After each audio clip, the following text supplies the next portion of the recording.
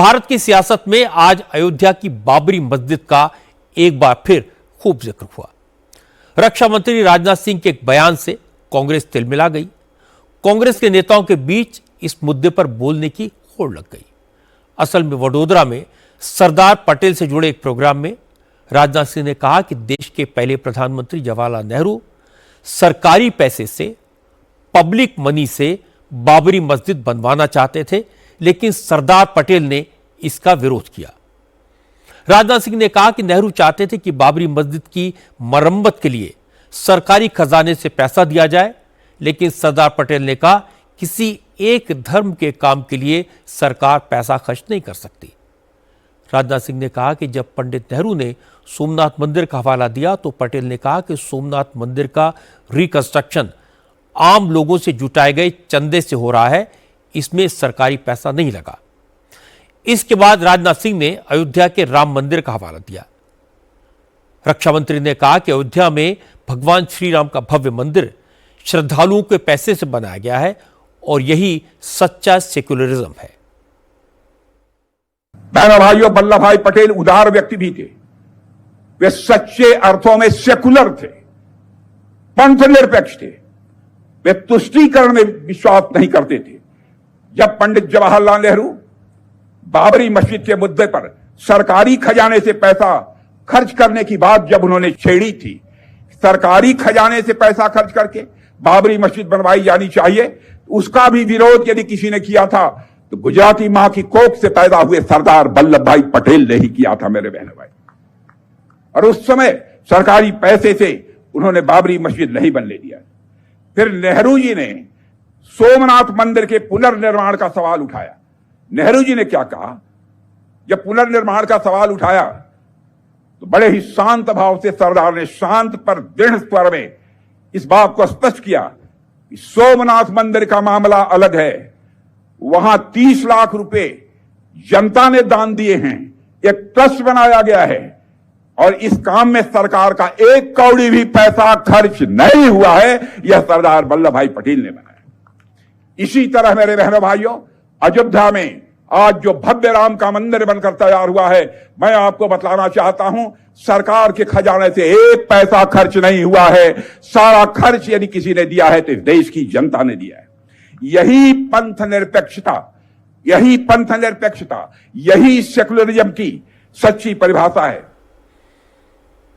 राजनाथ सिंह ने कहा कि इस बात का जिक्र सरदार पटेल की बेटी मणिबेन ने अपनी डायरी में किया है।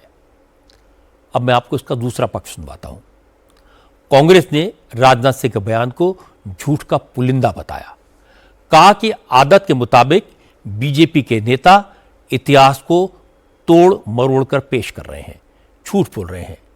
कांग्रेस के सांसद मणिकम टैगोर ने कहा कि राजनाथ भी व्हाट्सएप यूनिवर्सिटी का इतिहास पढ़ते हैं, इसका अंदाजा नहीं था।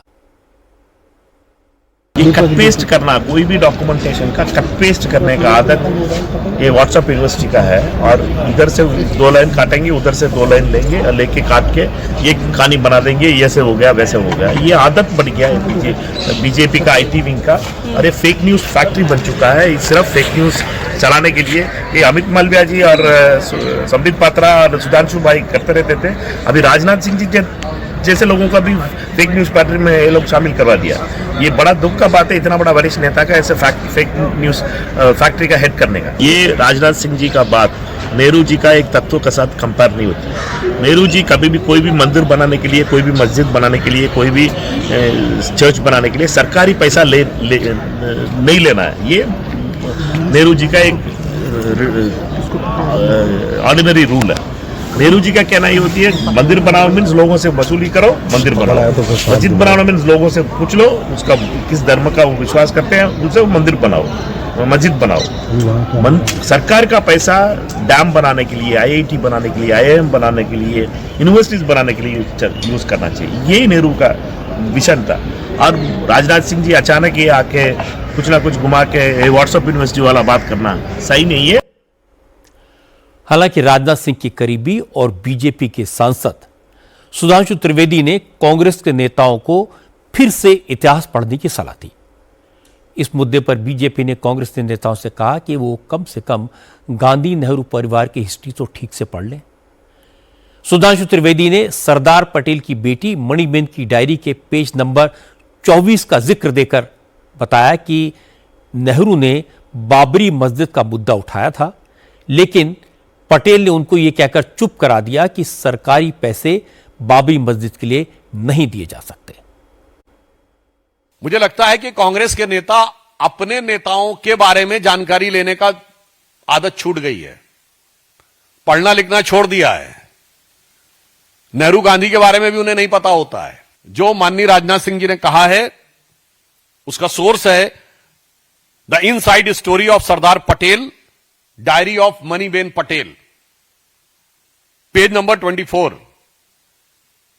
Again I am quoting the book, the inside story of Sardar Patel, the diary of Maniben Patel, और जिसमें 1936 से लेकर 1950 तक के उनके तमाम करेस्पॉन्डेंस के बारे में लिखा हुआ है। उसमें पेज नंबर 24 पे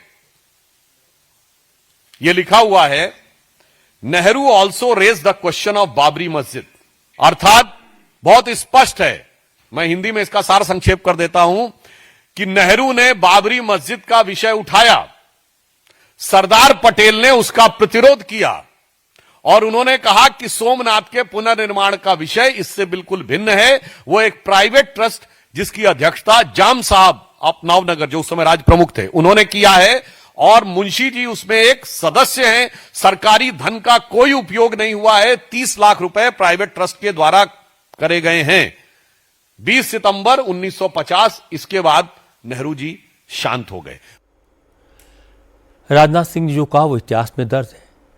बाबरी मस्जिद का डिमोलिशन भी अब इतिहास का विषय है। ढांचा कैसे गिरा, मंदिर कैसे बना, ये सब अब पुरानी बातें हो गई हैं। जिस समय सुप्रीम कोर्ट का आदेश आया, राम मंदिर बनाने का फैसला हुआ, तो इस बात का ध्यान रखा गया था कि किसी की भावनाएं आहत ना हो, किसी तरह का कोई प्रोवोकेशन ना हो, किसी तरह का कोई जश्न न मनाया जाए। आज भी इसी का ध्यान रखा जाना चाहिए। लेकिन कुछ लोग हैं जो जख्मों को कुरेद कर अपनी दुकान चलाते हैं।